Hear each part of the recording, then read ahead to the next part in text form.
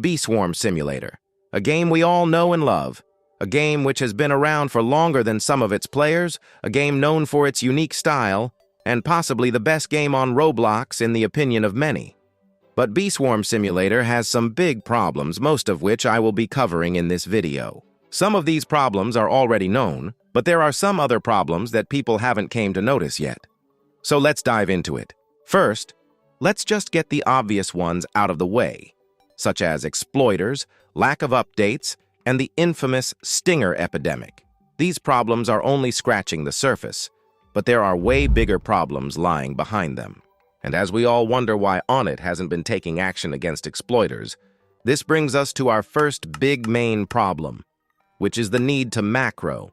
If you have ever watched any of my older progression video guides, you will notice that in the current meta, leaning blue early and then switching to blue up until level 18 or 20 is the meta option, as 18 to 20 is the level requirement to go red or white. But what does blue need to reach its maximum potential? That's right, macroing. And what stops people from macroing? Not having a computer, being on phone. And what other option do you have if you can't macro on your phone? That's right, Atlas, aka exploiting. One of the biggest disadvantages in Bee Swarm Simulator right now is not having a computer, and Onnit probably understands this issue. So why is there a need to macro? Well, that's because of our next problem, which is bad progression scaling. For example, the stinger epidemic. Why does it exist? Well, because the same way you need to get your 250 stingers for Vicious Bee in the early game, the way you obtain those stingers is from simply killing a bunch of vicious bees all around the map. Well, at higher levels where you need hundreds of stingers per just a boost or per stick bug or per RBC, you get the stingers the same way as a new player trying to get Vicious Bee, which doesn't make any sense. And this issue isn't only in stingers. We can see this issue in many other things. Before we had planters, the main way of getting fruits other than sprouts was mostly from bug runs.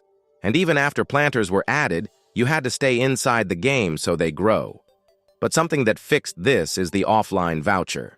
The offline voucher is probably one of the best adds to the game, and in my opinion, it should have probably been free at a certain point in the game or easier to get, as most of its supply right now is from people who have bought the packs and the 14th gift box, which will make the price of it increase by time as supply goes down and people start using them. So, how can this be fixed?